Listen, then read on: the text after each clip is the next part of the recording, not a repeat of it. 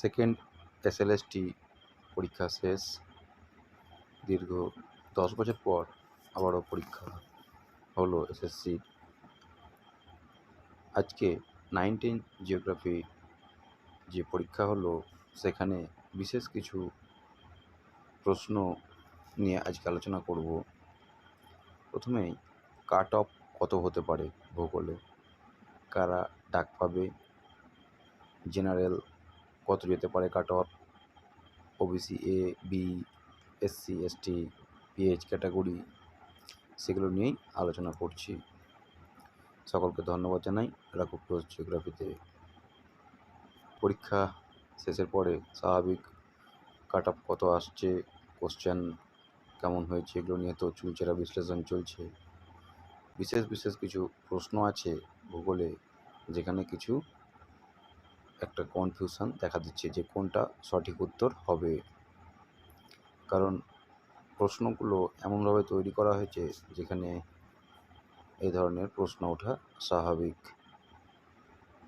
যাই হোক, তো আমরা শুরু করি। প্রথমেই পিএইচ ক্যাটাগরি। এখানে মেল ফিমেল দুটো ক্যাটাগরি। মেল ক্যাটাগরিতে 40 ±2 হতে পারে, ফিমেলে 36 ±2। শিডিউল কাস্ট মেল 46 থেকে 48 +2 যেতে পারে, ফিমেল 45 থেকে 47, এখানেও +2 হতে পারে। ওবিসি বি ক্যাটাগরি মেল 48 থেকে 49 এবং ফিমেল 47 থেকে 49, +2 সব জায়গাতেই থাকছে কিন্তু। ওবিসি এ মেল 48 থেকে 50 +2, ফিমেলের ক্ষেত্রে 47 থেকে 49 +2। জেনারেল 48 থেকে 50, এখানেও +2 কিন্তু কার্যকর হবে, ফিমেলের ক্ষেত্রে 47 থেকে 49 +2। যেহেতু দীর্ঘদিন ধরে পরীক্ষা হয়নি তাই পরীক্ষার্থীদের সংখ্যা যথেষ্টই বেশি, সুতরাং কম্পিটিশান খুব হাই হবে। তবে সিট আপডেট হলে সুযোগ বেশি থাকবে, অনেকটা নির্ভর করছে সিট সংখ্যার উপর। এখানে কারা কারা ডাক পাবে সেখানে কিন্তু ইন্টারভিউ লিস্ট এবং মেরিট লিস্টের দুটো লাইন উল্লেখ করা আছে।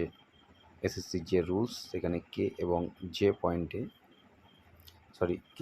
এল পয়েন্টে এখানে কিন্তু যে লিস্টের কথা বলা হয়েছে সেখানে উল্লেখ করা আছে যে interview list in respect of the SLST means in case of vacancies in the post of assistant teacher, a list of candidates prepared by the Central Commission to be called on merit for oral interview and lecture demonstration category wise on the basis of preliminary merit score from written test and TET and academic score in the ratio of 1.6:1 for final vacancy।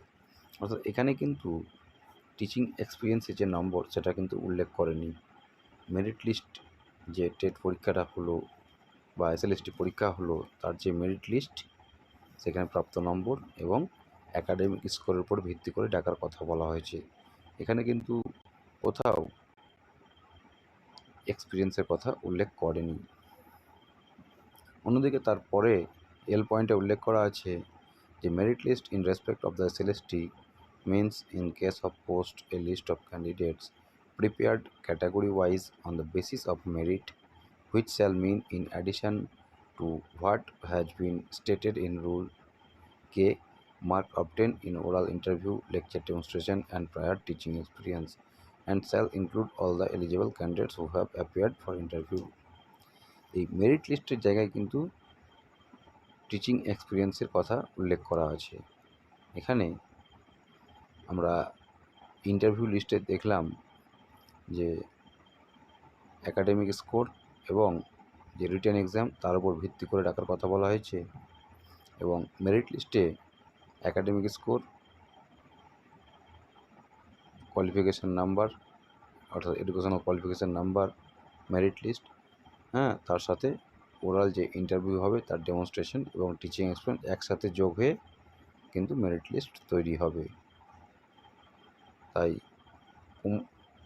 এসএসসির যে নিয়ম সেখানে কিন্তু ডাক পাওয়ার কথা সবার সমানভাবে পাওয়ার কথা।